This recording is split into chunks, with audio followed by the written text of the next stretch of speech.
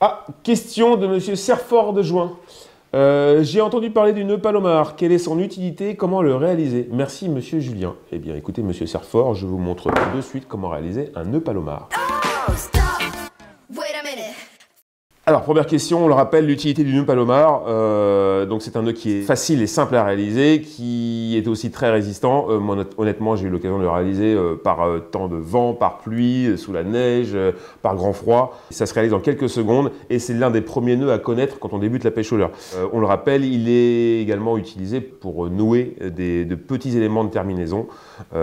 Donc, le nœud Palomar, on va l'utiliser pour relier à son bas de ligne une agrafe, un hameçon, un émerillon baril ou un émerillon à agrafe, et même, pourquoi pas, des petits leurres, durs, souples, voilà, aucun problème. Donc tout ce qui est petit élément de terminaison. Il nous faut quoi? Il nous faut du fluorocarbone, les diamètres de préférence inférieurs à 70-60 centièmes. C'est vrai qu'au-delà, on a un nœud qui devient beaucoup plus grossier, et il y a d'autres nœuds plus adaptés, je dirais, pour nouer de gros diamètres. Donc pour le nœud Palomar, je vous recommande plutôt des diamètres inférieurs à 60. Ici, je prends un 35 pour vous montrer. Hop, donc je sors la bobine et vous allez voir en quelques secondes, c'est très facile à réaliser. Hop, donc on va prendre voilà, au hasard une agrafe assez grosse pour que ce soit bien visible à l'écran. Hop là, pour que vous puissiez ne louper aucune étape, je vais remplacer le fluorocarbone.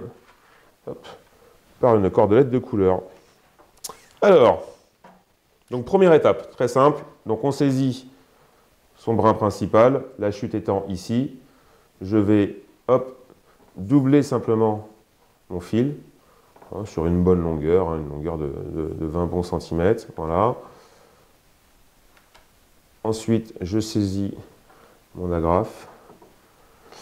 Donc je le rappelle, hein, mais bon, vous le savez tous, le nœud, on va le réaliser dans la petite partie de l'agrafe, la grande partie servant à accueillir le leurre ou le montage, enfin le leurre vous mettez au bout. Donc on insère hop, le fil doublé dans la petite partie de l'agrafe, de cette façon, vous voyez ici. Ensuite, on réalise un nœud simple, hop.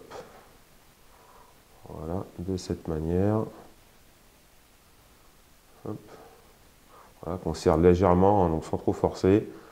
Pour marquer qu'il y a ici une boucle dans laquelle on va repasser l'agrafe. De cette manière. Voilà, donc ici le nœud est réalisé, il ne reste plus qu'à le serrer. En revanche, pour la partie serrage, je vais repasser sur du fluorocarbone, réaliser le nœud une nouvelle fois, pour vous montrer la particularité, puisqu'on ne serre pas n'importe comment un nœud Palomar. Donc, je reprends. Hop là, une nouvelle agrafe. Je vais en profiter pour vous montrer que vous voyez, le nœud Palomar se réalise en 2-3 secondes top chrono. Donc hop, je ne vous réexplique pas ce que je viens de faire. Le fil doublé, le nœud simple, hop, l'agrafe que l'on repasse dans la boucle. Voilà. Ok, donc on en est à la même étape que tout à l'heure. Donc ici, le serrage, avant de serrer, deux choses importantes. La première, on va humidifier son nœud, tout simplement parce que le nylon est une matière qui, si elle chauffe, a tendance à vriller et à se fragiliser, donc à perdre de son intégrité et de sa résistance. Donc on va humidifier le nœud, de cette manière, avec la salive, c'est très bien. Et ensuite, pour serrer, on ne tire pas sur les deux brins, comme certains et beaucoup le font, mais plutôt sur la chute. Et vous allez voir pourquoi. Hop, malgré le fait que j'ai humidifié mon nœud, hop, la chute, vous voyez, a vrillé, parce qu'on peut difficilement l'empêcher de chauffer, même si on a humidifié le nœud au préalable. Donc l'intérêt ici, en tirant sur la chute, c'est que mon corps de ligne, enfin le bas de ligne principal, lui, a conservé toute son intégrité. Voilà, pour la chute, c'est pas très grave, puisque vous l'aurez compris, vous l'aurez deviné, on va la couper, hop, à ras, à 2-3 mm. Et voici votre nœud terminé. Bon, vous savez désormais réaliser un nœud Palomar, donc je vous laisse mettre ça en application au bord de l'eau. Ah! Question suivante.